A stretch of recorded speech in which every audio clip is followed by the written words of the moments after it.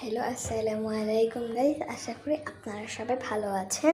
আজকে আমার আম্মু রান্না করেছিল সরিষা বাটা দিয়ে ঢেঁড়স রান্না। খেতে কিন্তু অনেক মজা ছিল।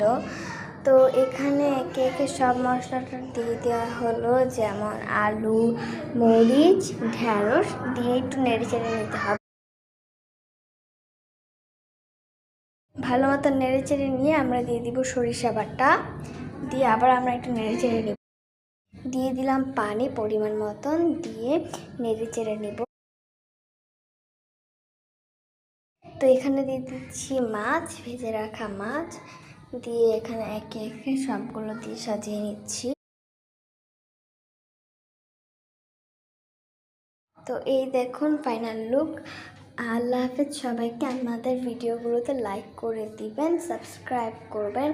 আল্লাহ হাফেজ সবাইকে। আশা করি আপনারা সবাই ভালো